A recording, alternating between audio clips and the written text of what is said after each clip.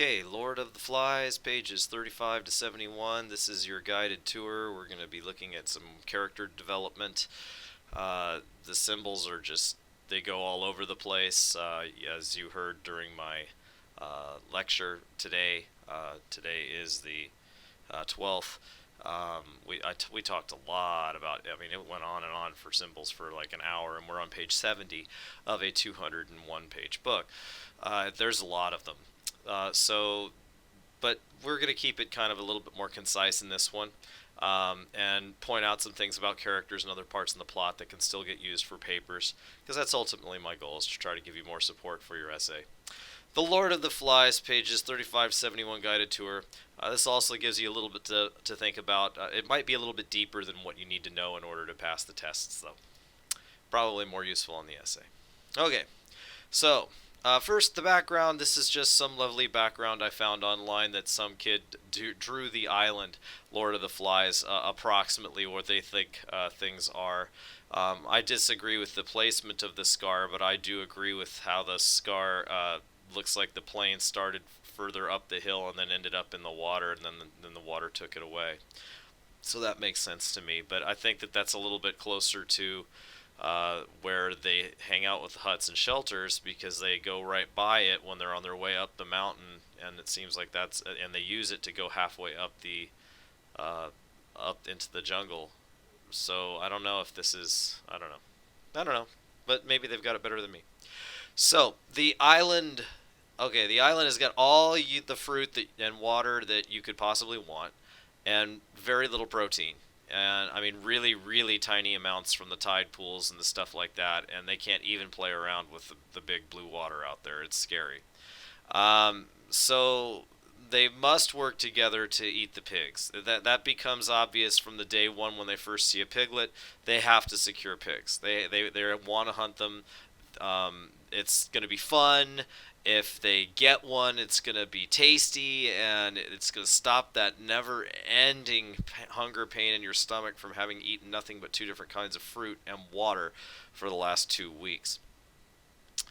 Or whatever it is, last 2 days. It won't take long before you get very hungry very quickly when you're not getting the balanced diet that you're used to. A prison. It has no escape. Wait for your rescue or live out your days here. It's you aren't getting anywhere from it. Not with what you have here. It is what you make of it. It's a perfect social experiment. It's perfect social environment. There is the possibility of comparison to a Garden of Eden type of situation, except that you really do have to work together to get all of the resources and put them together to make it thrive. And if you can't, then you won't. And it won't be a Garden of Eden, it'll be something else. It is what you make of it, again. Looking at some characters, there's Piggy. He's overweight, he's nerdy, he has asthma, he follows rules, he does things proper, he wants things as they were. And that the main problem that he's going to draw bullying from the other kids, probably the overweight and the nerdy kind of a thing, and then the lack of physical anything. I can't do anything, I have asthma all the time. And he apparently comes from a broken home, raised by his aunt, and has probably a little bit less money than the rest of the kids have. At least that's what I've read here and there in some of the different critical essays on this. The pigs. Protein, obviously. Need protein because they're used to having it in their diets, and there's very little on this island. It's not exactly like no vegetarian nor omnivore is going to do well here. There's just not enough. It's limited in its resources, so you have to figure out how to use them all, and you really will have to work together. The pigs are a chance for protein, number one. It's a chance to work together towards something also for the kids. It's their goal, right? It's a glue, a social glue to put them together and bring them together. The pigs are also living fine on their own and are a direct comparison for the children, because the pigs have maintained and coexisted in their environment for who knows how long and don't need adults and don't need help. They're on, and they say that they have like up to a 12-year-old is like about as smart as a dog, and a pig is sometimes a little bit smarter than a dog. So that's, on the intelligence scale, they're pretty good, and they're a good even match for the kids. They're doing fine on their own without any help. Jack. Jack is the leader. He's got leader tendencies, but he's not necessarily nice, not at all. Striking personality and appearance, with the light colored skin, light colored hair, bright blue eyes. He is mean. He is mean, but he has qualities that are strong qualities for leadership and for getting people to follow along and do things that he's doing. He promises fun. He wants to lead in the games. He wants it to all be about right now. He wants right now to be the most important thing. And right now everybody's hungry. Right now let's get a pig. Right now everybody's bored. Right now let's get a pig. Right now we need something to do. Right now let's go do it. He's got his solution for right now. He's got immediacy, and he wants it to deal with right now. But Ralph wants to worry about tomorrow. Tomorrow's hurricane. Ralph wants to worry about tomorrow. Tomorrow, when we've polluted our stream by going to the bathroom too near it, or by drinking out of it with our mouths and our filthy hands that we don't ever wash anymore because we don't ever bathe. And the bathing pool, use it, and all the stuff, right? He's got all these reasons for doing all these rules and following all this stuff, and nobody wants to do it. It's not fun. But that's what he wants to do, is wait until he gets rewarded. He's goal oriented. They're very much going to be a conflict. Little'uns. I jumped over to Ralph a little bit when I was talking about Jack. Little'uns are followers. They're easily manipulated by fears. No critical thinking skills at all, and they need to be cared for.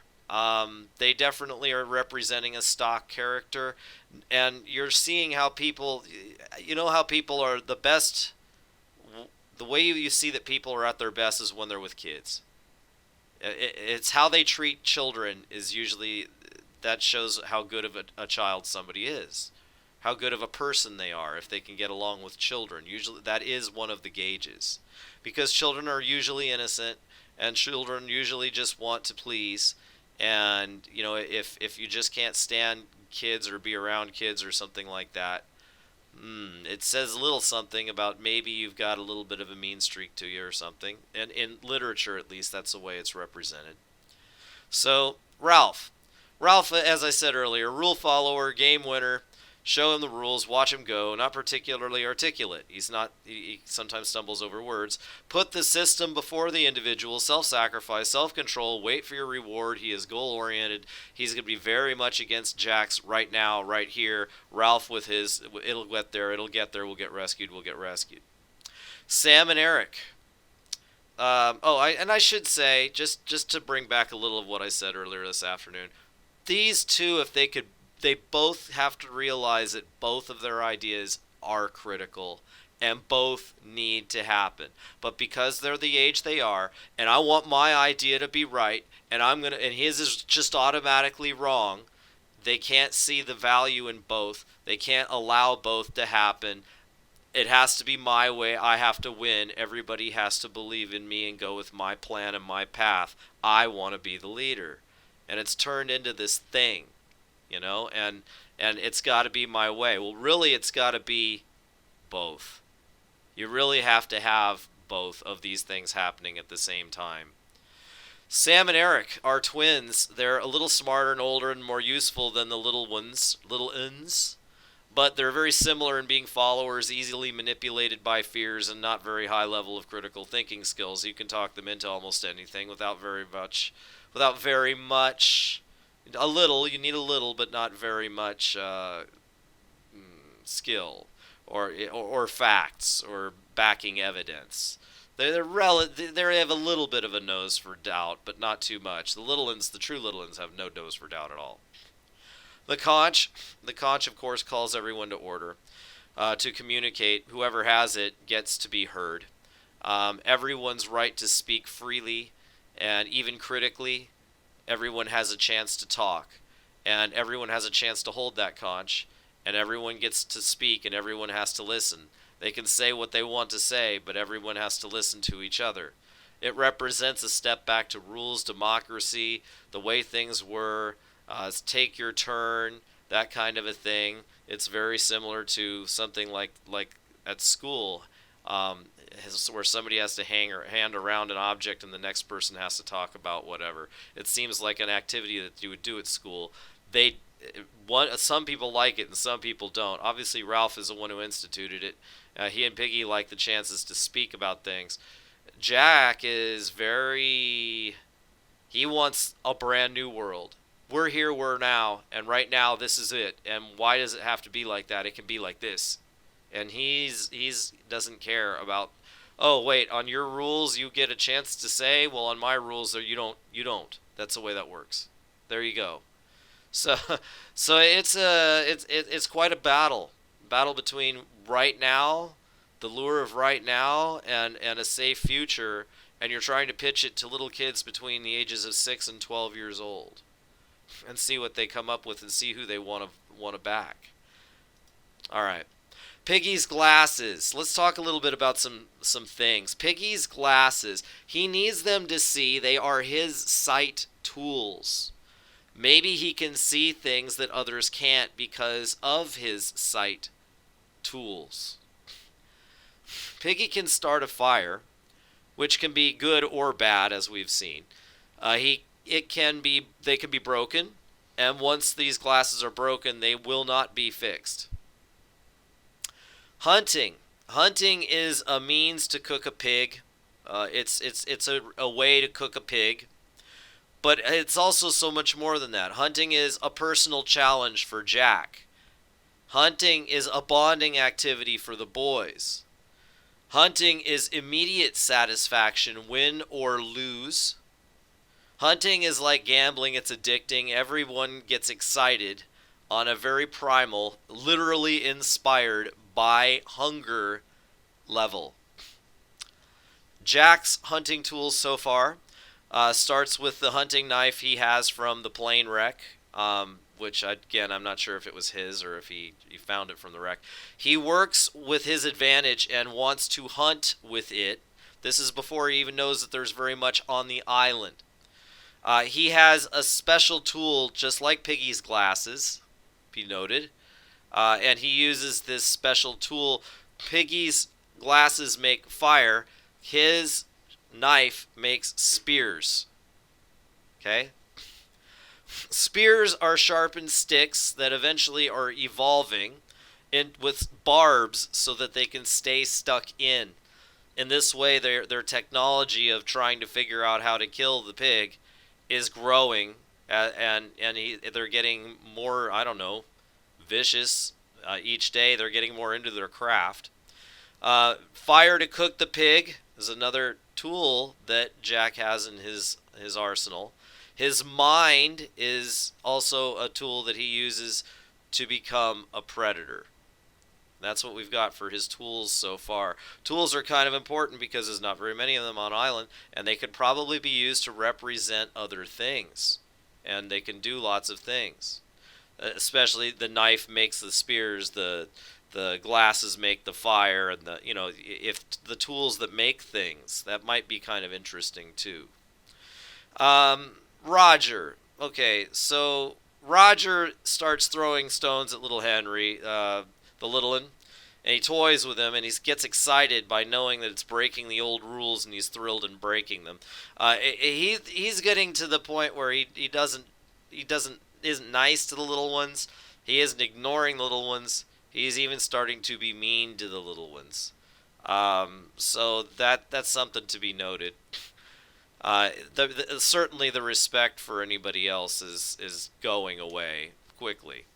Shelters on the beach, you wouldn't think maybe too much about them, but they are set to protect you from violent rains, also from flying coconuts, falling trees, flying pieces of whatever stuff that have got going at high speeds. And every time that you look at the weather, like the serious amazing weather stuff, you'll see that some of these hurricanes, when the winds get really whipping, with these gigantic winds into the hundreds of miles an hour, they can they can send small things like sticks and leaves and things like that violently enough to cause serious harm to people and structures and everything else. So it's like it's like small things to things the size of baseballs are going to be hurtled at your structure, and you're going to be inside hoping it holds together, because if you're outside, that stuff is hurtling at you,